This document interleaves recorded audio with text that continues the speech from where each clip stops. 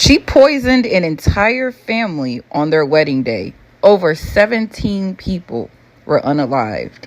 This is the cook slave who poisoned her entire family after being brutally mistreated. This happened in the heart of Mississippi in 1849 on the Mississippi River.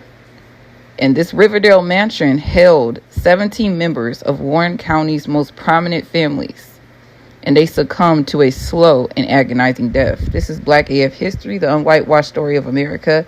I highly recommend it. These are the stories they don't tell you in school.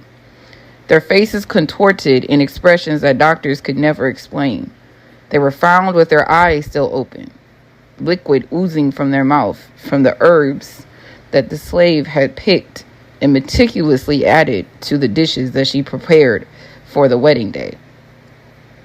It was 1848. The opulence of the main house, and primarily for the existence of its table, held the quality of the harvest. Colonel James Riverside had inherited the property, and he had 340 slaves underneath him. In no way did he prepare for Celia to take his life. Now, Celia had arrived at the plantation as a child in 1829, and she was mistreated brutally. But it hit the fan when her daughter started getting mistreated as well. She decided to come up with a plan. She hung the cotton master by his testicles. This happened in Virginia in 1748. This is the story of Miriam, the albino black slave who had the bravery and the courage of her ancestors to hang the cotton master by his own testicles. This is the book Black AF History, the unwhitewashed story of America by Michael Harriot. This is the information they don't want you to know and the history they don't want you to learn.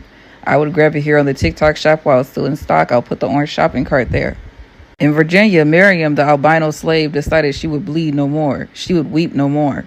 She would make the cotton master bleed and bleed slowly. This is not a story about slavery. It is a tale of ritualistic vengeance and ancestral justice written in blood and machete. If you are drawn to stories like this, make sure you go ahead and follow and like and share. This happened in 1748 in the nighttime. The colony of Virginia at that time was not merely a place. It was a living organism that fed on human suffering. Since the first slave ships docked at Jamestown in 1619, a monstrous system had grown and rooted itself in the fertile soil of easy profit. Slavery here was not some abstract institution debated in distant parliaments. It was a visceral reality. Her skin bore none of the ebony of her ancestors. She was born white as the snow of winter. She would never see. Her hair fine as pale straw. Her eyes a faint, almost translucent blue that seemed